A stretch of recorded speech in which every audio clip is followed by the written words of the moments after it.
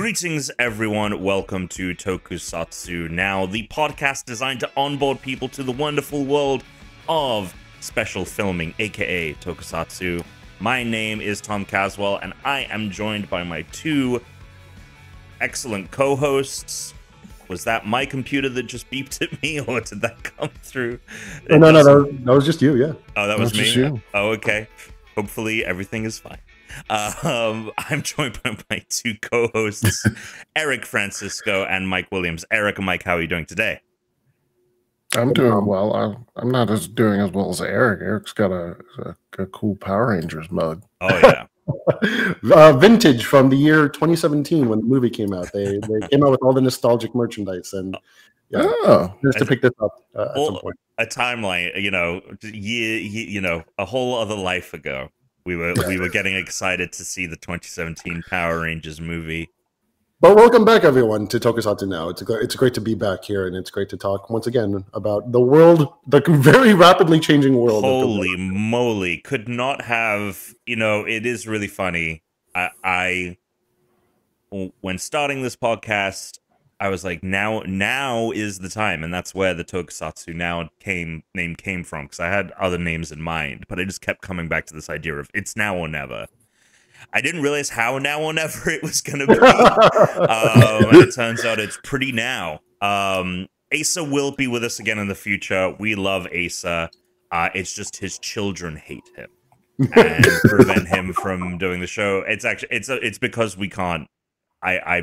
I fuck up recording times and all of that. So, but Asa will be with us on the next episode. We're gonna make it happen, hook or by crook. He will be here because I would love to get his thoughts on everything.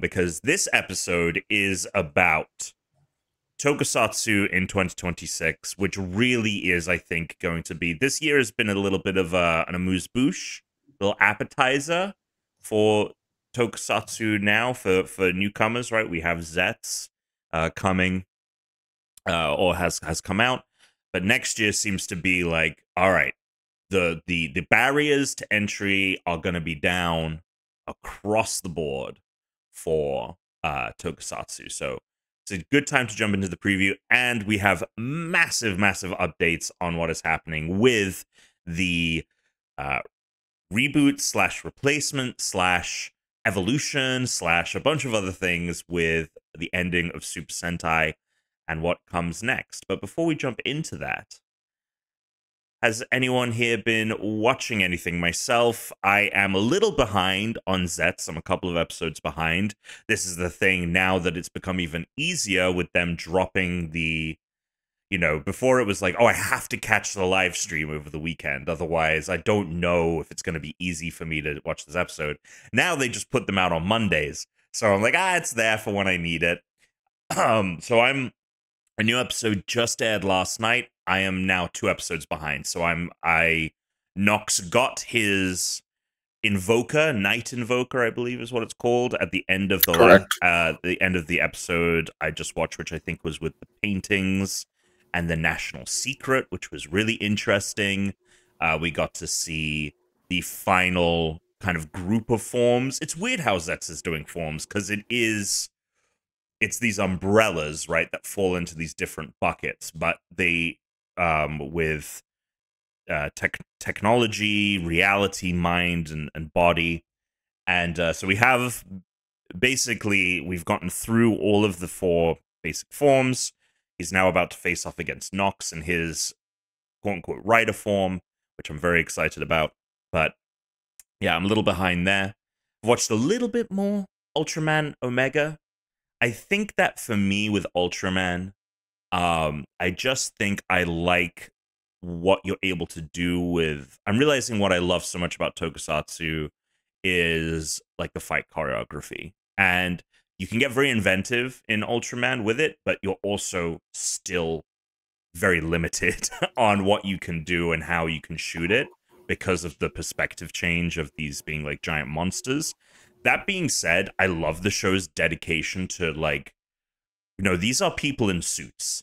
Like, the suits that they have for the kaiju that he's fighting, and then also he has these kind of sidekick monsters that help him out, and this is something unique to Omega. But it's very much just feels like a upgraded evolution of like a suit that would have been in the original Godzilla movie. And the sets feel the same way. And you don't really get that in like Super Sentai when they do giant battles, because they use so much CGI, and they just don't shoot it like that. And so I do love that aspect of it, but I'm not engaged in the same way that I am like watching an episode of Kamen Rider, where you can have really fast, flashy shoots. And I think also Ultraman's like fighting style is like more wrestling based than like a kind of martial art, which is very cool, but not really my. Again, I've always tried to kind of get into wrestling, and I've never done it because it's more grappling, like throws and things. When I just like someone to punch someone in the face, I think. Yeah. If I may contribute too, yeah, go ahead. I don't watch too much modern Ultraman. I'm still getting into it. I grew up watching a lot of the old Ultraman. The point is that what little of the newer Ultraman I've seen, they also push the filmmaking in a really interesting way. Yeah, I was just watching clips of Ultraman Trigger, which came out in 2021 last night, and they did some wacky stuff with the camera. They had this. I don't even know how to properly describe it, but basically they followed the action in a way where it's not just tilted camera up, and it just you're taking the perspective of a civilian. It's like the camera went in and like followed Ultraman as he was like rolling and tumbling and everything like that. It was just very exciting, and in my opinion, it's Ultraman seems to be the one that's really experimenting the most out of all the big Tokusatsu franchises. They're really experimenting with what does it mean to look at these characters from a cinematic point of view. It's very interesting and very fun, and I wish. I kind of wish more people were watching, because I think this is such interesting stuff. Anyway, that's the trick with Ultraman is they're always in the fights trying to sell the weight, the heft, and sort of the placement of the character. So there are a lot of shots where Ultraman is running over a human, and when they're doing the fights and doing the fight choreography, they are trying to, like, to be clear, running over them, like not stepping on them, like he's running like, around them, but it's they put the camera from their perspective and show him sort of bounding over them. Yes, exactly. To really share the scale of Ultraman, but also in the fights themselves, they have to move. Like they are moving faster than, say, old Ultraman, but they have to move at a specific clip to really sell that. And Surabaya has been doing it for a long time, and they're very good. And they've tried a bunch of new things. I think they're very inventive with some of their shot choices and fight choreography. But yes, it does. Like if you are looking for faster choreography, like to be honest, a lot of the Super Sentai modern fights I sort of skip just because the reliance on CG isn't necessarily what I'm looking for. Yeah, like, no, definitely, especially when it comes to like when they get into that mecha and do the big Megazord fights. Yeah, it's and even to like Super Sentai sort of realized that they had the same problem that Ultraman, and they're like, how can we make this more dynamic? And their answer was more, let's make the entire Zord CG entirely so it can flip around and do all that stuff. And that's really not my jam per se. Yeah, that's definitely why I've still like been like, oh, let me put on an episode of Omega. Like I'm still very impressed with the filming techniques that they employ, even if I'm not necessarily engaged with the choreography, and the storyline's a bit slow in the beginning. But I like the characters in it. So we'll see. I'll keep plugging away at it. But what about you guys? Anything you guys have been watching in the Tokusatsu world? Yeah, a little bit. So I've been going back watching seasons 3 of Mighty Morphin and Zeo, kind of at the gym. Oh, okay. It's nice to just sweat to something that you're familiar with. I go on like the Stairmaster and I just watch an old episode of Zeo Hell Turbo. It's just nice because like you're in another story, so you don't need to focus, but it helps distract from the grueling physicality. Elsewhere, though, I've been watching again, continuing to watch the English dub of Red Ranger Becomes an Adventurer in Another World. Honestly, I think this is maybe the best anime, or just my personal favorite anime of the year, for obvious reasons, but also just because I think it tells its story surprisingly well, and I think it really does pick up after. Is this one on Crunchyroll? It is on Crunchyroll. Okay, cool. I'm gonna add it to my thing. It is for Tokusatsu fans. You got to watch it just for the attention to detail that this show exhibits towards the genre. And I think for anime fans, it's not only a great introduction to Tokusatsu, but it's also just a surprisingly great isekai anime. I know a lot of fans are tired of isekai anime. They're kind of the equivalent of superhero slop for the anime world. But I think this show does that genre and that idea extremely well. Elsewhere, I'm just going to shout out, not necessarily directly Tokusatsu related, but you've got the Kill Bill, the Whole Bloody Affair. Oh, sure. Tokusatsu connection.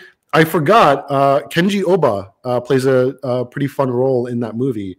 Kenji Oba, legendary Tokusatsu actor from Gavan, from Denji Man, and Battle Fever J. He is the assistant to Hattori Hanzo in the sushi restaurant. He's the bald guy, and he's yelling at Sonny Chiba, which is also a legendary actor.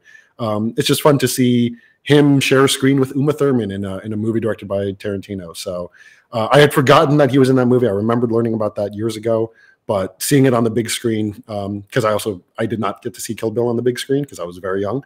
But seeing it on the big screen, I was like, wait a second, that's Kenji Oba. So if in this weekend the movie's coming out, so if you haven't seen Kill Bill in theaters, go see it for a very fun Tokusatsu connection. It is. I mean, it's become a meme, I think, a little bit of this. I mean, we haven't been running that long for us to have memes. Right. But again, the line between Kill Bill being a tokusatsu and not being a tokusatsu is very thin, and you could make the argument that it is. And there's also, like, it's undeniable that that genre has at the very least inspired Tarantino when making those movies. Yeah. So that's a great pull. So yeah, if you like Kill Bill, tokusatsu. What about you, Mike? I got a couple. I got this actually just came in the other day. The Kamen Rider, the first next Blu-ray set, listed as I believe Media Blasters has it as the Kamen Rider Dyad. Dyad is such a cool word. I have this one right here. I have the English DVD set. Oh, you have the English set. Yeah. See. So this is a 4K release, or no. This is just Blu-ray. This is just Blu-rays. That's the problem with the smaller boutique labels. Sometimes you can't get that full on 4K action. So this is Blu-ray. This follows their previous set that included the additional movies like Jay and Zeo and whatnot. I said this on social media. In all honesty, I actually think I prefer Kamen Rider the First to Shin Kamen Rider as a movie adaptation of Kamen Rider. And my problem with Shin, and I guess it's the first time we can talk about this, is that outside of some parts of fights, especially that really cool fight with the chakra guns at the beginning, Shin doesn't actually have a lot of guy in suit fights. Like, a lot of it is mostly CG or CG enhanced. And as we were just talking about with the Super Sentai modern fights, it's really not what I go to Tokusatsu to see. The first has more of guys in the beautifully designed first costumes. Right. So it is to be clear to audiences that aren't familiar, it is a reboot. It's a retelling, a reimagining, a reboot of the original of V1, right? Of the original Kamen Rider. Yes, both of them. Yes, both of them are essentially reboots of Kamen Rider, the very first series. I just feel that the first has more actual fights of folks in suits, whereas the visualization of the powers in Shin is cool, but a lot of that is done primarily through, like the fight between Ichigo and Nigo is some parts guys standing there in the factory setting, but also a lot of it is they're flying through the air doing the Dragon Ball Z thing. The fight with the bee lady is cool, but again, pretty much all CG. And that's cool.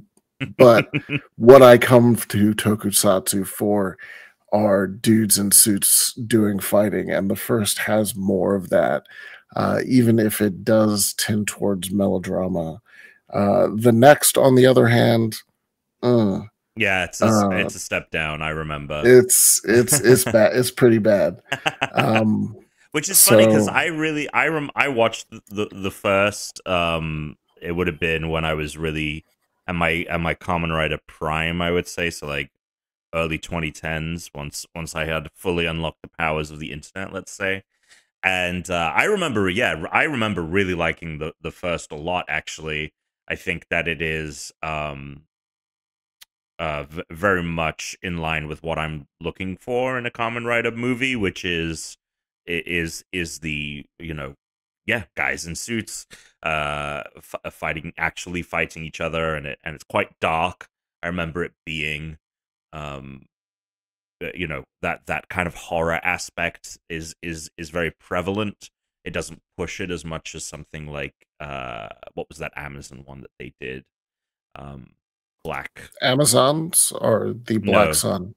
Black Sun, yeah. It's not quite as leaning into the experimentation and the horror of it, but if I think the first is actually a really good litmus test for, and I think a better litmus test than Shin Kamen Rider for someone if they wanted to check out like what's a single movie, just a quick contained story.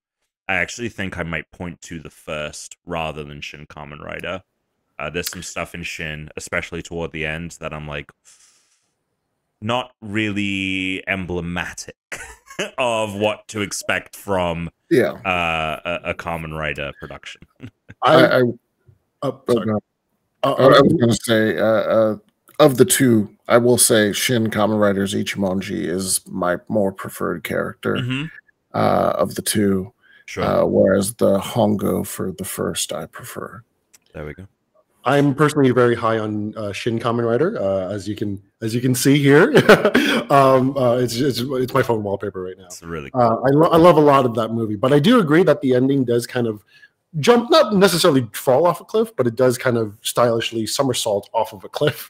But I still appreciate it for its wackiness. I remember, Tom, we saw it in theaters. Yeah, we did see it in theaters. That was awesome. Yeah, it's just it's a Hidetaki Anno joint, right? Like it's the Evangelion guy.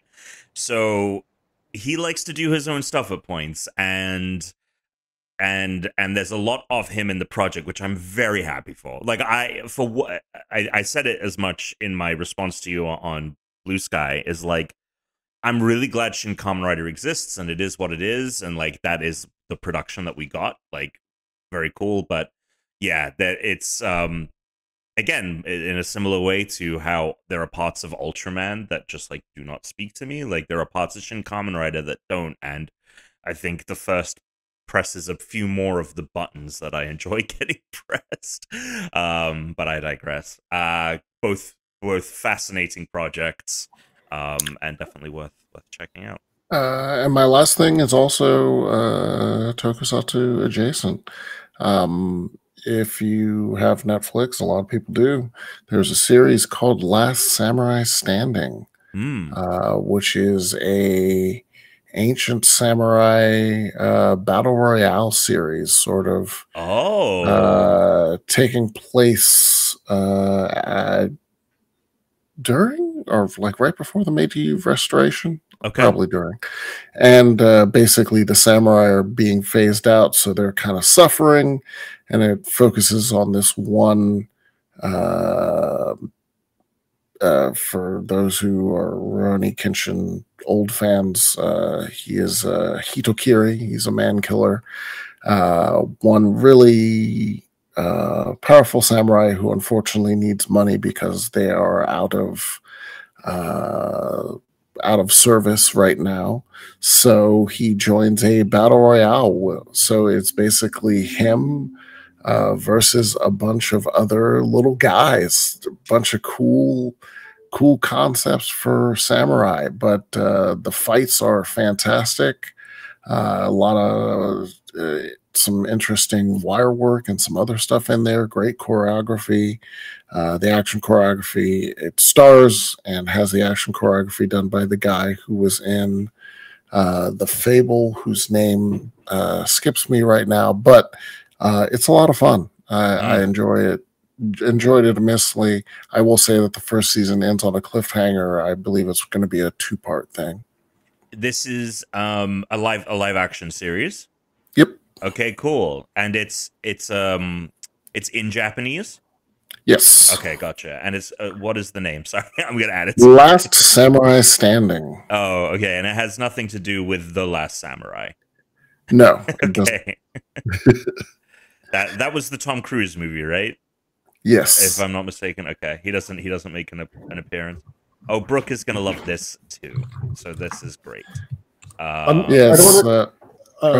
I'm sorry. Just because I guess I'm going to be this guy on the podcast. I'm sure if we dive into the cast list for The Last Samurai with Tom Cruise, we'll find some Tokusatsu actors there. Can't name any off the top of my head, but I remember going on Wikipedia deep dives a while ago and being like, "Oh my god, this guy was also in this old Sentai show," and things like that. So that's awesome, dude. It's the clues are there for with people with eyes to see. I'm telling you. That it's Tokusatsu now permeates the culture. Sorry, not this podcast. Jesus, Tokusatsu, the genre, permeates the culture in ways you previously hitherto did not understand. Put it that way. Yeah, the guy's name is Junichi Okada. He's fantastic. Everything, if he's starring in it, it's usually great. He usually does the action choreography as well. It stars a number of, like you were talking there, like that one has a lot of Tokusatsu. This is actually full of some of the biggest Japanese actors, just period. Yeah, I'm actually looking at the cast list, and I'm like, these are a ton of names that I recognize, which is So Netflix put a lot of money in this, but not only is it adjacent because hey, choreography, wire work, VFX, but the opening like battle scene takes place in what looks to be the mountain quarry that they use in so much Tokusatsu. Yes. I believe it's Mount Iwamura. Mm-hmm. And I was like, is this? I think it is. Like, oh my god. Which makes sense because if you're trying to film a huge battle scene with explosions and whatnot, where else would you go? Right, exactly. They're set up for it. You know, they're like, we've still got a bunch of explosives laying around. Like, go for it. I mean, that is the thing with these kinds of productions is that, you know, when you know, and this is true for any kind of production, but any like location like that has already had a bunch of filming experience, especially when you consider like the crews working on these productions like cross-pollinate so much. Like they are gonna go to, well, let's go to the quarry that we filmed all the other shit at and no one died. Like, let's go. Like the variables we can control there are way more understandable than anywhere else. So that's very cool. I've added that to the list. I think that's going to be, and it's only 6 episodes, so that's excellent. Nice little quick watch there.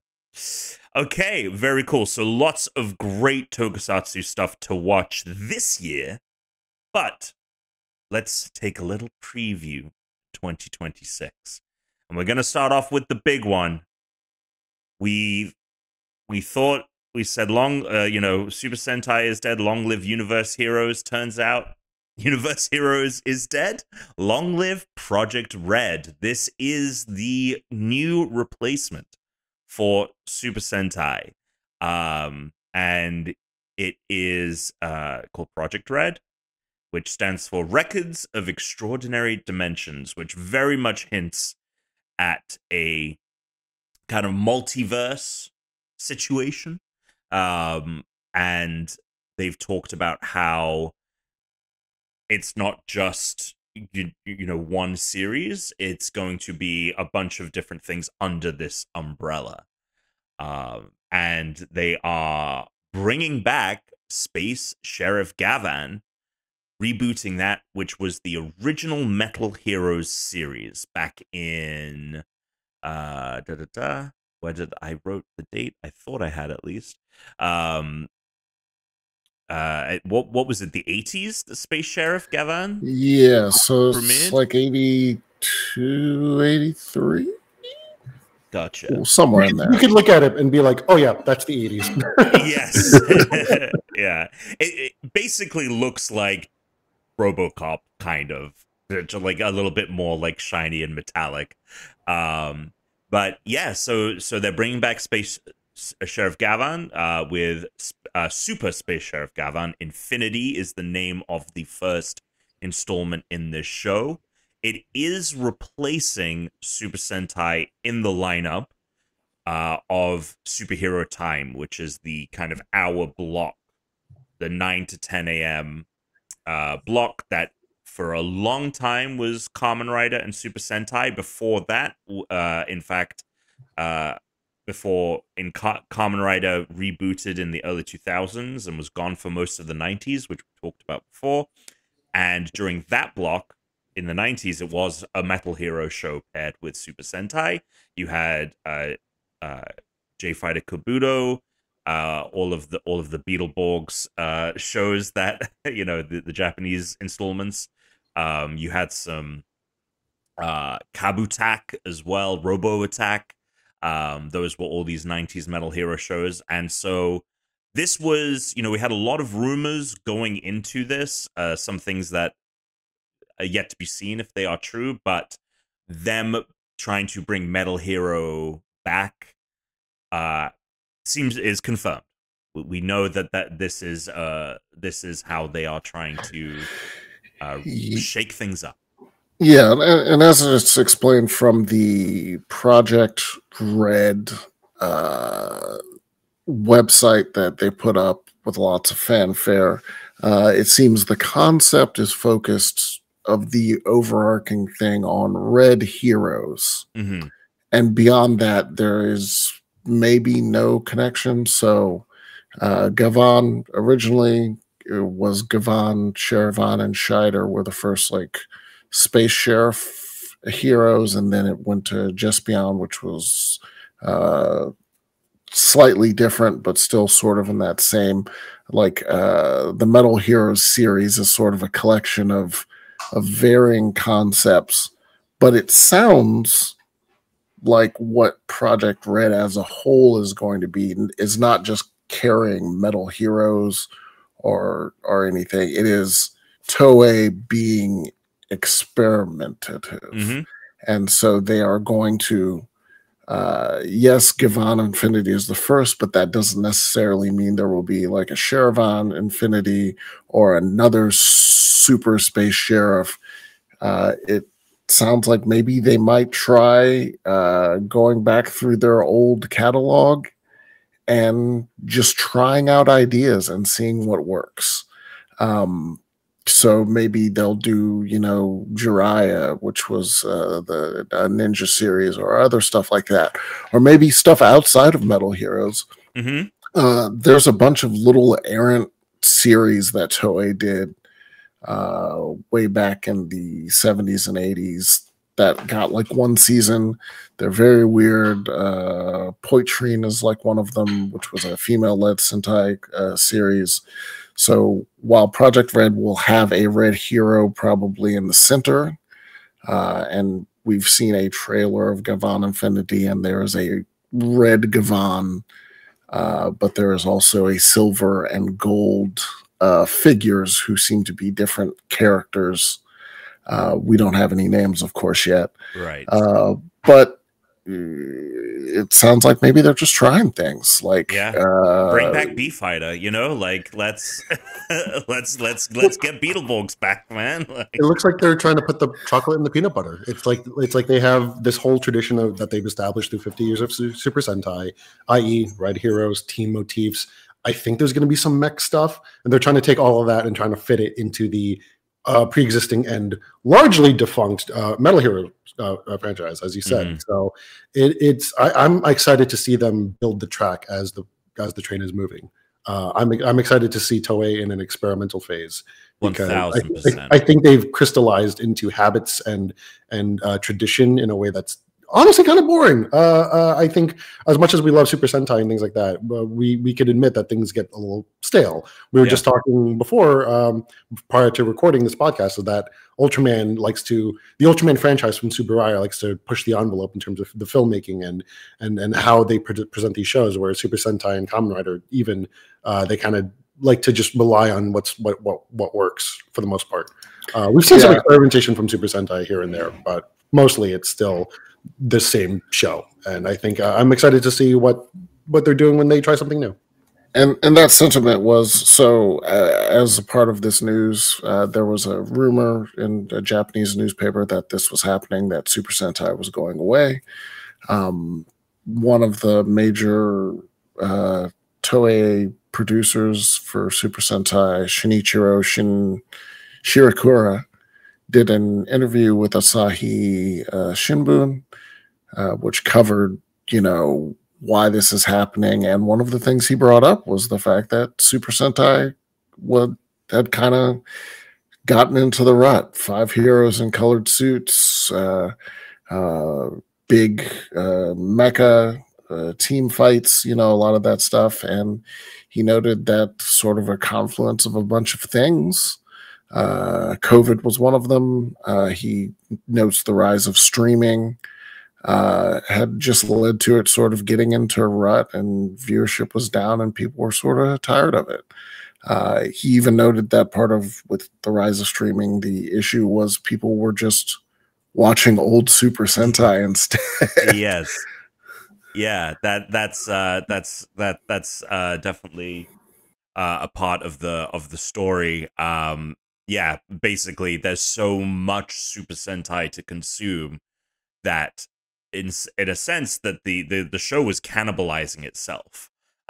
People, if people didn't vibe with whatever the current series was, they could there was 50 past seasons essentially that they could go and check out. And now he also mentioned, like, it kind of gives people an opportunity to go through that library if they so choose. And I think it would be and even they note, like, we're not saying that Super Sentai is dead forever. It is by far, despite how much Kamen Rider has become, I think, kind of the marquee. Obviously Super Sentai, with its its creation of Power Rangers, like, it is still there's still so much you could get from that franchise. It just needs a little bit of a break. And they've done this in the past. Kamen Rider went away for a decade and then came back, and then they were eventually able to figure that out. And maybe that's all really Super Sentai needs, and they can bring it back and they can just do, because it did feel like they kind of had to keep reinventing the show. And a lot of the most recent seasons, every season, usually has something very, very different about it. Like this latest one with the way that the mecha work, the way that the with the gauntlet, the hand the henshin device that they had, the Yep. changer. And then, you look at something like King Oja, where they're all kings of various kingdoms. Like, they have tried to experiment, but the framework is still so rigid. And I think there's also an expectation of the show, and the viewers of the show have an expectation of what it is, and they just cannot really experiment too far beyond that, to Eric's point. And this really does just open the door for anything. But some interesting details here. I did some math, and there have been, since Goranger aired 50 years ago, there have been 2,643 weeks in that 50-year span. And I did the math. Only around 290 of those weeks have not had an episode of Super Sentai airing. Wow. So, yeah, it's like 90% of 90% of the time since the 1970s, the mid-1970s, there has been Super Sentai on airing. I mentioned in the past, it is this constant in all of our lives, whether we were watching it or not, that has existed and persevered through, I think Jimmy Carter was president when this show aired, and it's continued. And to think that it is this weird thing of like, well, something that's been running so long, if they're ending it, it feels like it could be gone for good. But I think they'll tap into it. Now, what will be interesting is whether it ends up falling under the Project Red umbrella. And, 1 year it's like, cool, this year we're getting a season of Super Sentai. It's just under Project Red, and that's not a consistent thing. I know also people are speculating that potentially Super Space Sheriff Gavan is not going to run the whole year, and that maybe we'll get another show. And like, that's the other thing with this, is it opens up the door for the production schedules and all of this. Like, maybe make a shorter season of a show instead of like another 50 episode run. Like, I wonder how much of this formula they're looking at to experiment, like not just the content of the show, but also the way in which it's produced. We don't currently have details on distribution, although you've got to assume that with this, they are going to be looking to pull a similar distribution model to the one that they're currently employing with Kamen Rider. So that'll be fascinating to see as well. To get into some of the reasons why it exists. So obviously, as you mentioned, Super Sentai becoming quite stale. But on top of that, there is now the incentive that they can market and distribute this show without the Hasbro deal, which really kind of prevented them from doing anything with Super Sentai outside of, well, not outside of Japan, because they were doing stuff in like South Korea with that Power Rangers spin-off. I don't know how the licensing works there, where there are Korean Super Sentai seasons, but they're called Power Rangers. But obviously the big thing is like in America and in Europe, they really couldn't do anything with that show, which now seems like they can. And I did see some rumors that people were speculating that the kind of nail in the coffin for all of this was the fact that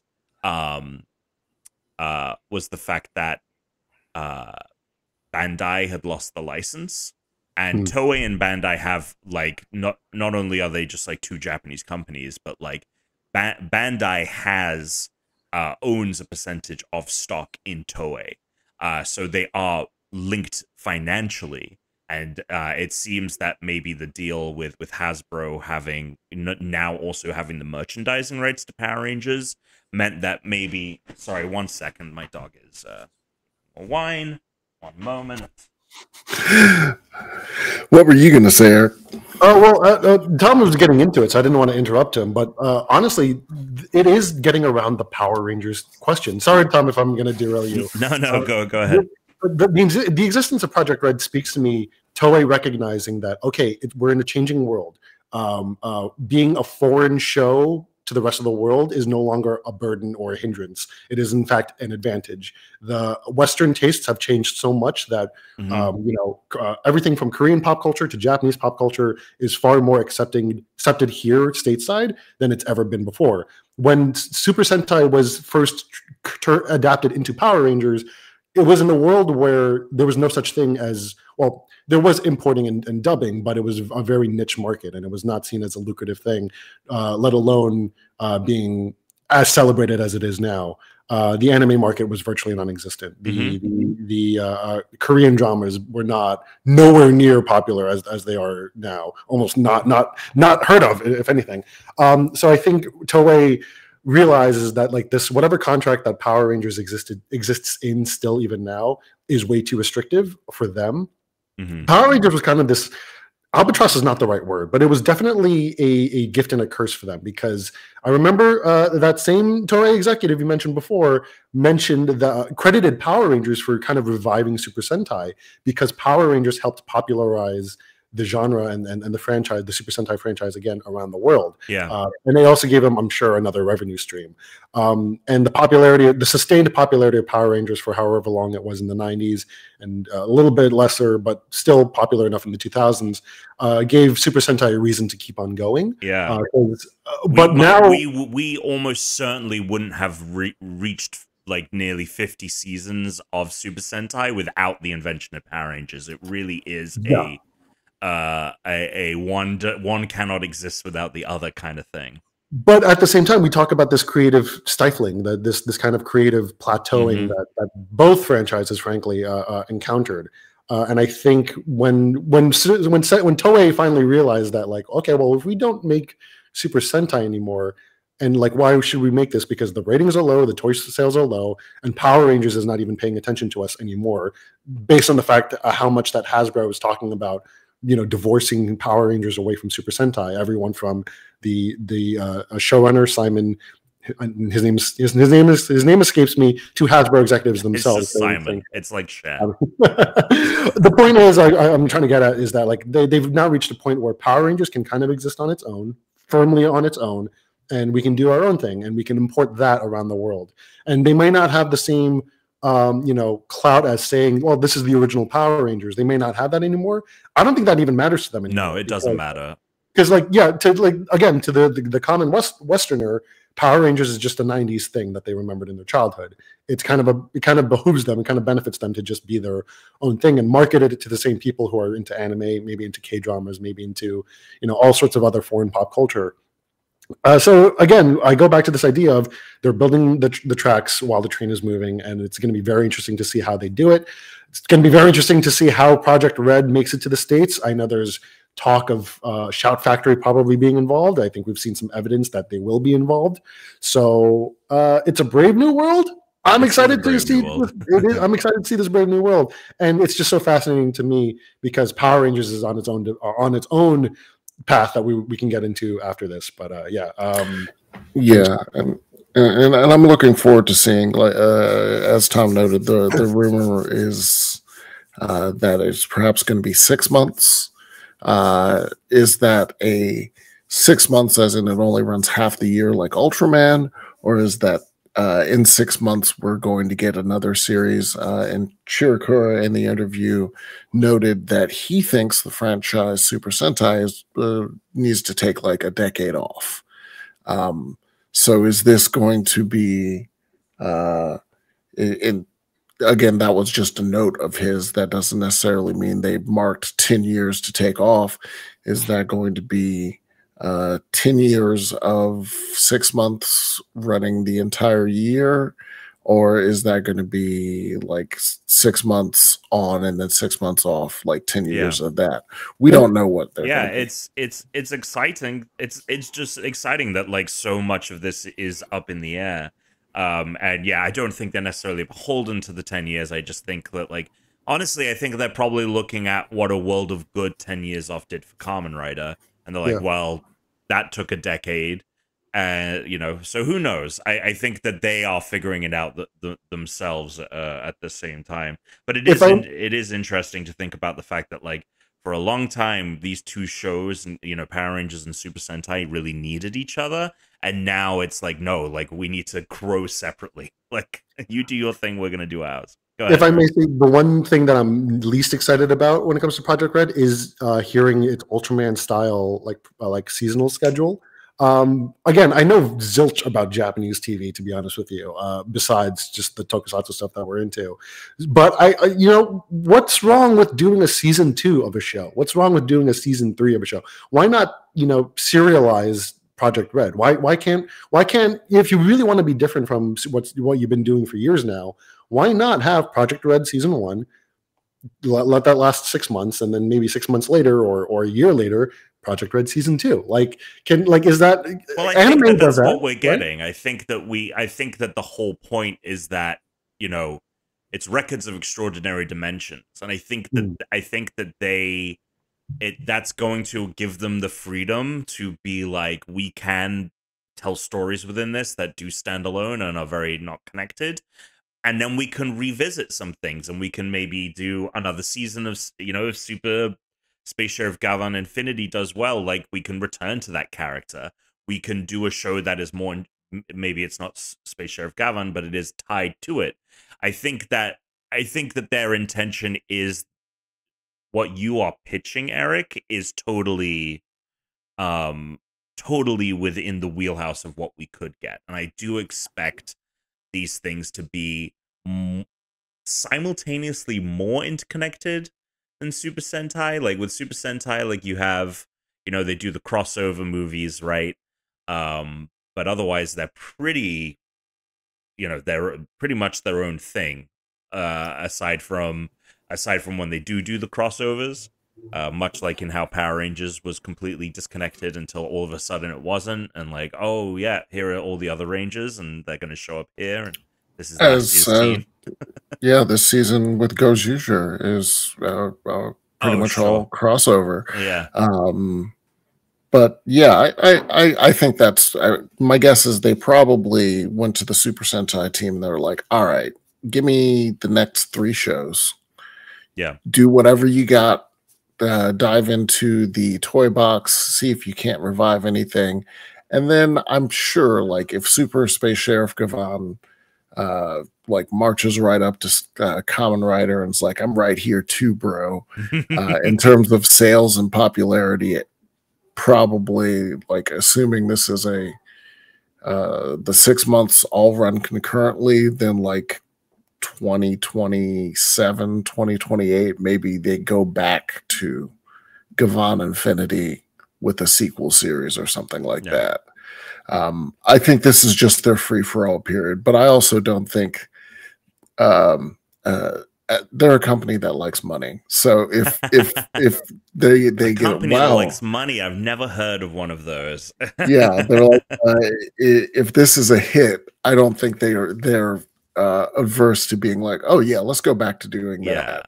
But I would expect that they're probably like 2 or 3 concepts deep, probably like 3 if it's every 6 months, just concurrently.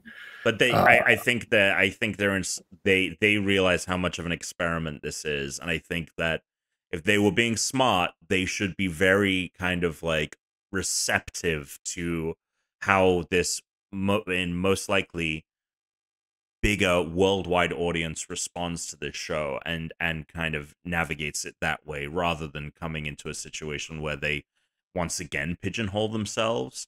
And yeah, I would just, if they're listening to this, which I almost assuredly they're not, but if they were, like, be very fluid, be very like receptive to new ideas. And I really do think that is, it's called Project Red. That implies experimentation, right? It implies like we're testing something, and hopefully they'll navigate that as smartly as possible. But at the same time, there is the element of like, well, we have to like have things in development, and we have to have something planned out. Like, you're right. I was kind of sitting here like, oh, they'll do Gavan and then they'll see how that does and then go from there. But they have to kind of have the next thing cooking, right? Yeah, we'll see. It's very, very exciting. And yeah, this will be, in theory, if February, March will be when we get this, because that's when Gozuja will end. Very exciting, but specifically with Space Sheriff Gavan. Oh, the other thing I wanted to note is that the reason that we are focusing around the Red Hero specifically talks to that merchandising side of things, because the one thing that does sell when it comes to all of the toys and all of the merch of Super Sentai is the Red Hero, right? Like, that is the one that, like, people will buy stuff around that character, and then, you know, the diehards will get the whole team.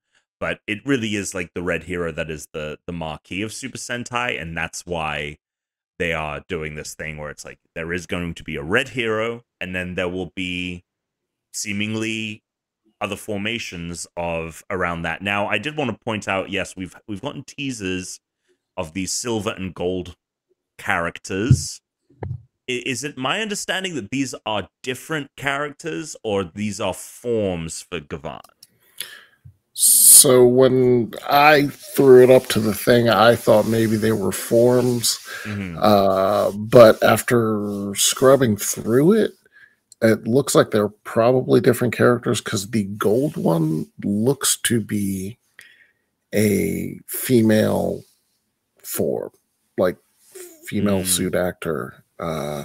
So, and part of the tagline in the Gavan Infinity trailer is which one is the hero. So I think probably they are not necessarily a team yet. There are rumors that point to the starting three, and then some additional characters similar to like Hurricane or Ninja Force in the US side. So Ninja Storm. Yeah, so like we'll start with the three, but they do seem to be three different characters, perhaps with different focuses. And we'll see who is going to be the hero. So do we think that obviously there was alongside with the initial rumors that could prove to be true of a return to Metal Hero, there were also these rumors of like a magic school and all of this. Are we kind of feeling like that's dead? Like those weren't real, or at least maybe they were conceptual, but I don't know. It's hard to look at all of the stuff that we're getting here and look and be like, and see that, there's a magic school. Hogwarts is in this one. Like, what are we doing? Is there any confirmation there, or any updated rumors confirming or denying any of that, Mike? Not that I've seen. They've been pretty much holding strong. So we'll see. It is worth noting that the gold one has a distinctly, in the little bits, Egyptian theme. So who knows? Maybe yes, they are space sheriffs, but who says that there aren't magic aliens involved? And that is the other thing. Maybe it is just like a translation thing, like Metal Hero. You know, if someone is translating Japanese, you know, leaks or rumors or whatever, like Metal Hero, easy to translate. If they're talking about like magic stuff, like, yeah, maybe it is something. There's some truth there to those rumors. But yeah, I mean, we are gonna get aliens, right? He's a space sheriff. I assume we're gonna get some alien monsters here, and that does go into what I did want to just read the blurb, because people who don't know what the heck Space Sheriff Gavan is, and I kept thinking it was Gavin. For some reason in my head until recently, I thought it was Gavin, and I made the joke that like Space Sheriff Gavin is like, if you were to do like Euro Trip but in space, and like there was this guy who was like the goody two shoes who was like, "Oh, we can't be doing this, we can't be doing that," and people were like, "Oh, well, who died and made you Space Sheriff Gavin?" If I could start my Reddit account all over, I would totally choose the handle Space Sheriff Gavin DeGraw. Exactly. Funnily enough, I think I read somewhere that there is a French hero called Gavan. I forget, but that's where the name Gavan comes from. It's about like a French. It's based off of a French character. But I did want to read the blurb for the original Space Sheriff Gavan series. This, like you said, was the mid-80s, and who knows how much this is tied to that original show. But this is the blurb for the original show. It goes, years ago, Space Sheriff Gavan's father was betrayed to the interstellar crime syndicate Maku. Now Maku has set its sights on Earth, the homeworld of Gavan's mother, and the planet where he spent his youth. With his transforming assistant Mimi, his powerful silver combat suit, and his interdimensional battleship, Dolgaran, Gavan will fight back against Maku's greedy ambitions tooth and nail. Will he find his father in the process? Kenji Oba, who I believe, Eric, is the guy that you mentioned was in Kill Bill, Mm-hmm. and I guess was Space Sheriff Gavan. Kenji Oba heads up an all-star production that would kick off the Metal Hero franchise and change the medium of Tokusatsu forever, which is even more prescient now that we're bringing him back. And so that's what the original show's pitch was. I'm curious as to how much of that we're going to get, like if they try and build that into the show, or if they try and do something completely original.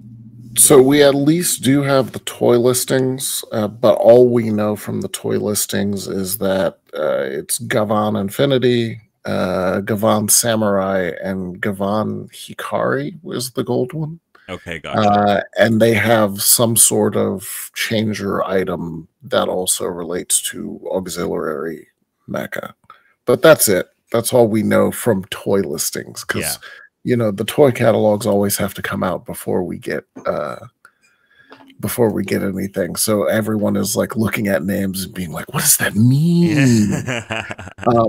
I will say that Kenji Oba, in addition to being Gavan, was in Battle Fever J and Dingy Man, so he is one of the early Toku actors who they were just like, "Oh yeah, let's just have him come back and do all of this stuff over and over again." The other one is the guy who was V3, whose name skips me at the moment, but there was actually a shot of Kenji Oba as all of his various forms in one of the crossover films, like all three of his characters together, awesome. all looking the same but in their various costumes. It's like, so Tarantino's a Tokusatsu fan, right? Like he's got to be. Like there's a reason why you cast Kenji Oba for Kill Bill and have him act alongside Sonny Chiba, who's also like a martial arts movie legend, right? Like we got. I think Tarantino has many interests, and I would not be surprised if at least Tokusatsu back when he was growing up, I doubt he's listening to this podcast wanting the latest news on Project Red, but I think at the very least he probably, I mean, he is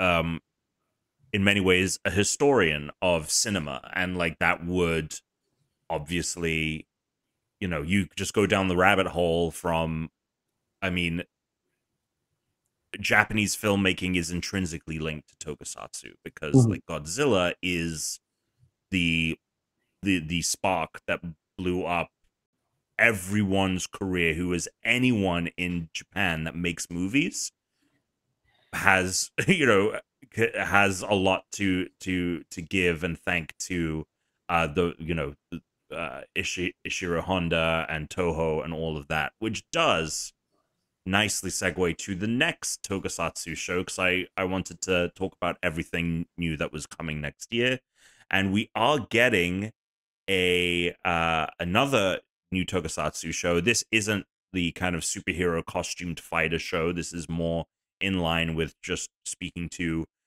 special effects filmmaking. But a show called Human Vapor is coming to Netflix in April 2026. It will be an 8-episode series, and it is based on a 1960 movie called The Human Vapor. This was the final film in a trilogy of movies called the Transforming Human series. The first movie being called The H-Man, and the second one being called The Secrets of the Telegian. But The Human Vapor was the one, I think, that like broke out of obscurity and like is actually like a pretty historical Japanese film. Directed by Ishiro Honda, and special effects done by Tsuburaya, who obviously now our audience will know is the creator of Ultraman, and Ishiro Honda is but Tsuburaya and Ishiro Honda basically created Godzilla.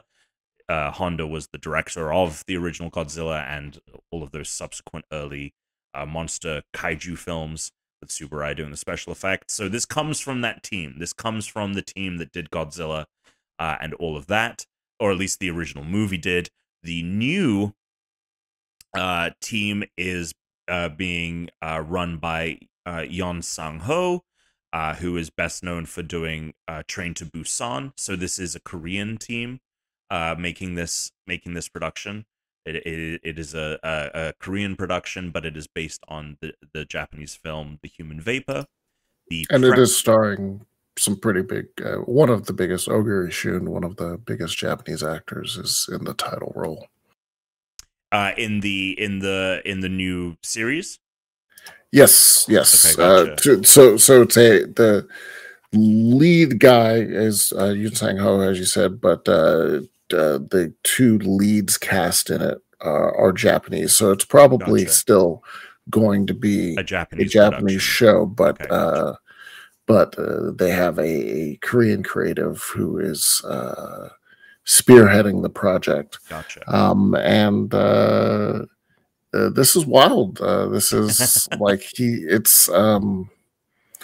like I was looking at the one sheets because I hadn't. This was new to me, and I'm looking at the one sheets and reading stuff like the U.S. poster was like, "It loves like a man. Is he man or Astro Man? Half human, half beast. It destroys. It kills." And then I like looked at the actual synopsis. This is for the original film.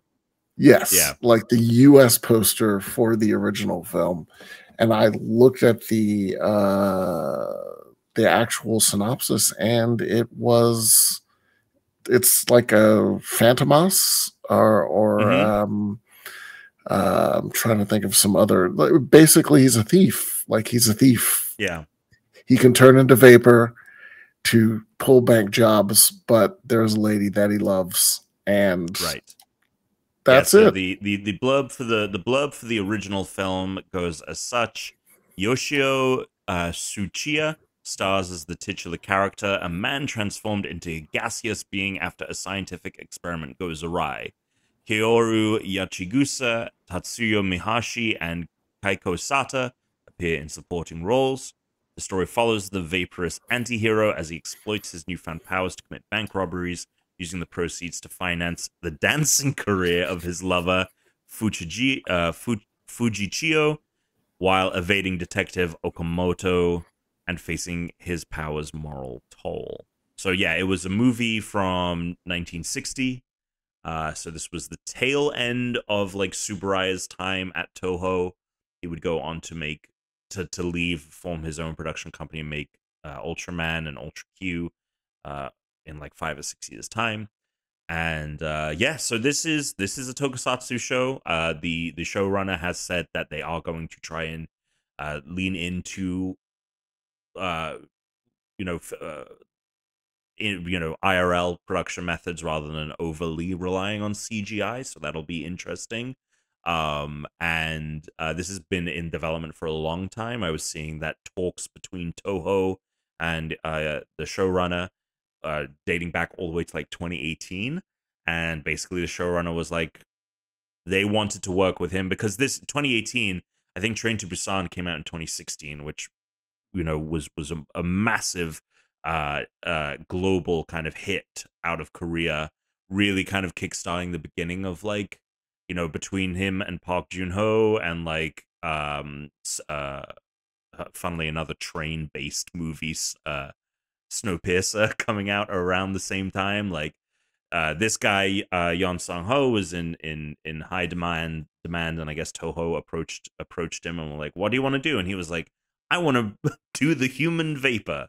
And so it's coming to Netflix. The CEO of Netflix, what's his name, Ted Sarandos or whatever, Ted Sarandos, pitched this as like one of the bigger shows coming to the series next year in Netflix's most recent earnings call, which obviously things have dramatically changed at Netflix since the last time. If you've been living under a rock, they've acquired or are in the process of acquiring Warner Brothers. So maybe just bring some more superheroes, more costumed characters to the Netflix library, which God only knows how all of that is going to go. But yeah, it will be on Netflix April 2026. So look out for Human Vapor. This will be a more traditional kind of, you know, if the costumed hero fighting people in suits is not your style of tokusatsu, maybe this one will be. Yeah, and this is definitely, like I said, like Fantomas, The Saint, Thomas Crown Affair. Like, it sounds like they're probably sticking close to that. So it'll be more of a Phantom Thief kind of thing. Lupin is another one, Lupin the Third, kind of thing, where part of it will be this guy dealing with powers as a bank robber, and part of it will be romance. So I'm looking forward to it. Eric, are you familiar with Human Vapor at all? Not Human Vapor. I'm familiar, obviously, with the filmmaker. Train to Busan's a great movie, and in fact, he released a new movie, I think this year, on Netflix. So hold on, just a really quick, Revelations, which I've blurbed a little bit. Been meaning to really check it out. So I'm excited. I like him generally. I did not like his last movie. I did not like Jung-E personally, but I know nothing about Human Vapor. But I am excited at the prospect of other tokusatsu projects coming back to life, or a old tradition of tokusatsu returning. If you really want to, I mean, like, I know we've discussed it before, but like before Ultraman, there was Ultra Q. So it's nice to see horror tokusatsu or just other weird stuff come back, and it's not just superheroes. Personally, I'm excited about that. I like that, and I'm curious to see what else they dig up from their archives and bring back. Certainly, yeah. It'll make the whole, you know, because I think the whole reason that we've talked about it before, the reason that now is the time for tokusatsu is because audiences have already had their appetites whet by things like anime and the MCU and such. But I think it is important that the umbrella of tokusatsu has a myriad things under it, and having this in contrast with something like Project Red and Kamen Rider Zets is great, because it is like, what is your flavor of tokusatsu? Like, there is going to be something that you're interested in, and I think that the genre is about to be, while it became very laser focused on the superhero time costumed fighter, now we are re-expanding into something that contains a wide variety of different genres and styles. And so I definitely think this will be one to watch. And you know, I mean, if it does anything like Squid Game numbers, this will be a very popular show next year. So if you want to kind of be like, I learned about this, you know, when it becomes popular next year and everyone's talking about Human Vapor on Netflix, and you're listening to this show, you can be like, well, I learned it from my favorite podcast, Tokusatsu Now. From my favorite nerds on the internet. Yeah. And then the last thing is Power Rangers. So we did get some news thanks to movieweb.com, one of the most like kind of a journalistic website, kind of not a journalistic website. I know some folks from Movie Web, and they're real. They're legit. Yeah, they're real people for now. And they I guess were on the red carpet for the new season of Percy Jackson, which I've heard really good things about this show. I'm not a huge Percy Jackson fan. It by the time that hit the scene, I think I had aged out of the age bracket that those books are designed for. But it's funny now, I have younger coworkers who grew up reading Percy Jackson because they were that age range. I'm not the youngest person that can be at a company anymore, which is really really something funny to learn. But I have a colleague who like loved those books when she was a kid, and she was waxing poetic about the show. And apparently, this new season is very good. But it has been the long-standing rumor that the showrunners for Percy Jackson, Dan Schatz and Jonathan E. Steinberg, were helming the Power Rangers reboot at Disney, which we've known about for a long time, but we've known next to nothing about it, aside the fact that they're aiming to start production next year. And MovieWeb basically got them to confirm that they are working on that project. They were very tight-lipped about what it's going to be. We have no concept of what this installment of the show is going to look like. But we finally kind of have confirmation that it is actually happening and it isn't just an internet rumor. So this is exciting. I think that the most likely thing that's going to happen is that they just do Mighty Morphin. I think that I don't think anyone's looking to rock the boat. Let's just get people who can make this kind of young adult content and seemingly make it very well. And they have a lot of experience with like big, obviously a lot of experience with big, effects heavy television making for, that kind of like preteen, early teen age gap.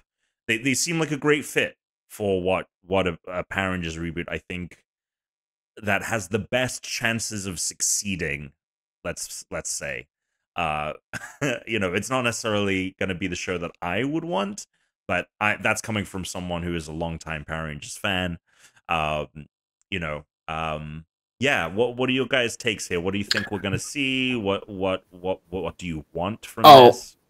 So I will say I enjoyed the last reboot movie. I really enjoyed the cast. Yeah. Like everything about that film that wasn't the suits or the Zords, I thought was great. I thought all of those young actors worked very well together. Yes. I loved the way they interacted. It was just like, oh, those suits are terrible. You should have just done real suits. And the Zords, so bad. So very bad. So it's very emblematic of like the design language of the mid 2010s. I'll put it that way. Like, yeah. It's very just like, oh, of course. It's what you get when you don't have Plex consulting. Because, Power Rangers famously uses, was it the Bandai design studio, Plex, to not only make the costumes look the way that they should look, but also how to make them properly into toys. Clearly, I believe it was What a Workshop that worked on that. They didn't have any direct conversations with Bandai on how to make these toys. So they were focused on making movie suits, not realizing that, like, how do we make this into toys? Because they don't have that. Frankly, as illustrious and prestigious as they are, they don't have that expertise. So I think that was one of the biggest sufferings of the aesthetics of the 2017 movie. It's that they might look pretty good for, being semi Power Rangers-ish, but they don't look like Power Rangers because they didn't use the same designers and the same design language. They were just focused on trying to make the coolest looking suits on camera as possible and also how to film it. But like, good luck. That's why the Megazord is what it is as the toy, because they made the Megazord forgetting to know how to make it into a toy. And I think that's one of the biggest failings. Anyway. Yeah, it's one of those things with the suits and the Megazord that, like, I just think about how bad it could have been. I don't think it's an utter disaster aesthetically, and there are moments where I look at the 2017 suits and I'm like, you know what? I don't. This isn't. It could have been worse. Is how I always inevitably feel when I think about the 2017 2017 movie aesthetically, but yeah, from a story standpoint, from a character standpoint, like that movie did a lot for me. Like I really was like, oh wow, okay, like this is kind of what I want and expect. But I also just think that what we're going to get with this new show is not going to be like that movie at all.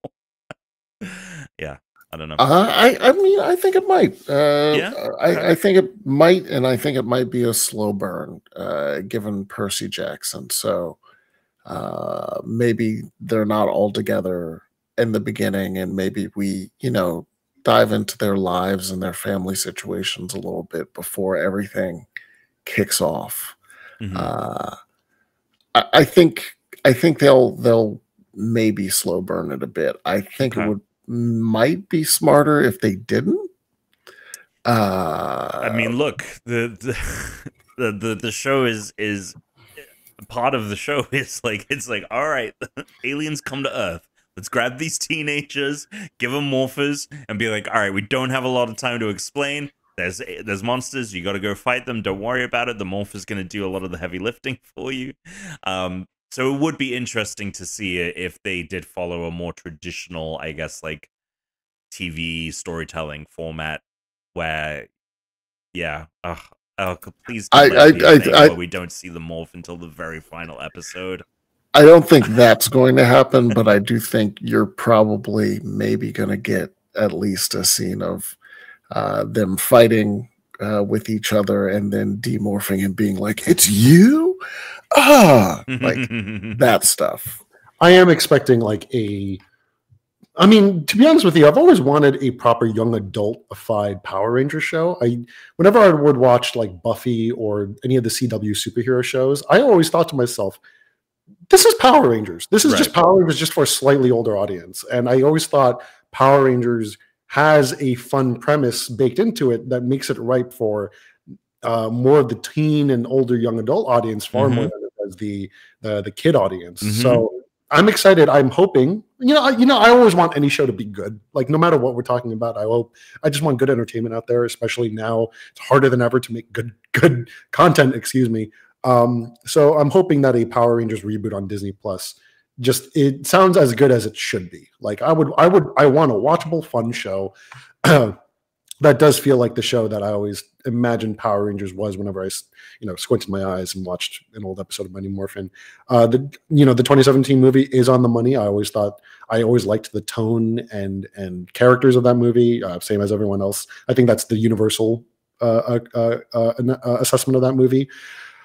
I am excited to see them. I'm hoping that they do embrace the superhero aspects just a little bit more. It's the fact that they have the Percy Jackson guys on board says a lot to me about what they're trying to go for. They're not afraid to crank up the fanciful elements a little bit more. I'm going in with an open mind. I've accepted that they're not embracing the tokusatsu aspects. I'm not expecting miniatures and rubber suits. As cool as I think that would be coming from like American filmmakers, I think it'd be really interesting to see, guys who are familiar with the Disney way of making television trying to do a proper tokusatsu show. I think that would be such a fascinating. You want to talk about experiments? I think that would be a fascinating clash to see. But I know we'll never see that because we're just allergic to that for whatever reason as American audiences. Anyway, I'm rambling. The point is, I'm hopeful, and I hope it becomes its own thing. I just hope it doesn't maybe last too long because, I don't know. I think there is a future for Power Rangers. It's just not going to be in this incarnation. Something just tells me that something tells me this is going to be like a 2-season show, 3-season show. And that's conjecture that I don't have any like authority on the show. I mean, I think that everything that's happened recently with Disney and Doctor Who has, exactly. It makes me feel like this will be a limited experiment because I don't. That's the thing is like, is that gonna break through on a Disney Plus? I just don't know. And it depends on what they're doing. Like, real quick, yes or no? Do you think it's just a reboot of like we're getting Jason Trinizak, we're getting MMPR just in a different spin? My hunch says we are. My hunch says we are. Says I'm so tired. Yes, we're getting the same Do, thing. do you think they'll What if lean we into aren't? the What if Boom we- Studios stuff, or it's going to be completely original? Because I think that there's a lot that they could just mine from the comics if they wanted to. I mean, as Eric asked, what if we aren't? That would be fantastic. I've argued for the same reason. Star Trek is another one. They just announced Star Trek that is going to be a whole new series. Power Rangers, like Star Trek and Star Wars, has reached a sort of cultural osmosis. You don't have to do the same thing. Like Star Trek, you don't have to do Spock or Kirk over again. You don't have to reboot that. You don't have to do Picard again. You can just do a ship, a crew, a captain, go out into space. Likewise, Power Rangers. Folks know what Power Rangers is. You get 5 kids, you put them in colorful costumes, and you got some mechs with them. We know what it is. You don't have to do the same thing over and over again. What if this is Power Rangers Prime? Which is the new comic, right? The new From comic, yeah. Boom. I It's know the new next to comic. nothing about it, honestly. Neither do I. I'm not. I'll admit I've not been able to keep up with the Boom comics as much as I would have liked to. But Power Rangers Prime offers the same Mighty Morphin aesthetics, just modernized, but with new characters and new dynamics. Female lead. Like I think there's a lot of pros to. Again, just assuming here, there's a lot of pros to doing an adaptation or riff on Power Rangers Prime more than telling the Mighty Morphin story all over again. And I know Power Rangers Prime is kind of loaded with a lot of lore and backstory that they'd have to explain. But honestly, as Mike said, teenagers in costumes, mechs, maybe some martial arts. And I think people will still tune in so long as the product is good. I feel like, and honestly, like I know most people say Mighty Morphin Power Rangers is like their, but I do think that there's a big enough audience too that's fatigued, that loves Power Rangers and is fatigued. I think, ironically, there's a lot of people who are nostalgic for like the Ninja Storm, Dino Thunder, SPD era. SPD specifically has a massive cult audience outside of just the Power Rangers fandom. Go on TikTok, go on whatever. You will see people being nostalgic specifically for SPD in a way that they're not nostalgic for Mighty Morphin and stuff. And I think that's just a consequence of when they watch the show. Let's keep in mind, there were kids who grew up with that era of Power Rangers. So they're more attuned to that era far more than they are Mighty Morphin. So I think there truly is a potential if they're willing to be a little bit brave, and I don't have faith that they are, but if they're willing to be a little bit, or being willing to be a little bit brave, they can do something that's more aligned with what Disney has done with Power Rangers before, more than just rebooting Mighty Morphin for the 80th time. It'll be fascinating. Whatever we get, it will be. It's an interesting time, and there's gonna be more Tokusatsu than ever, it seems, in 2026. And that is the important thing to keep in note. They're starting production next year. Whether we get it, I would imagine maybe they try and air this around this time next year, because you probably want to try and get some toy sales in for the holidays. So I wouldn't be shocked if it came, earlier in the fall. But we'll see. We shall see. Well, that's a look at everything in 2026. Get very excited for Project Red. Get up on Human Vapor before everyone else is in the world starts talking about that show. And keep an eye on all of that Power Rangers news. Eric, Mike, thank you so much for joining me once again. Eric, where can people find you on the internet? You can find me on first and foremost on on Esquire.com. I'm one of the associate entertainment editors at Esquire magazine. I'm covering shows like It, Welcome to Derry, and things like that, and Stranger Things. So not Tokusatsu related, but you can find me there, and you can find me on Blue Sky and Twitter at EricFrancisco24. What about you, Mike? You can find me on Blue Sky at mhwilliams.bluesky.social. Once again, I will change that to something eventually, but that still hasn't happened yet. That's where all my nonsense is. And you can find me at Tom Caswell Games, tomcaswell.games, wherever you want to on the internet. We will be back We'll try and get another episode in before the year is over, but we shall see. Asa will be on the next episode. I'm going to make that happen for sure. But until next time, everyone, thank you so much, and enjoy the fabulous world of Tokusatsu. See you next time.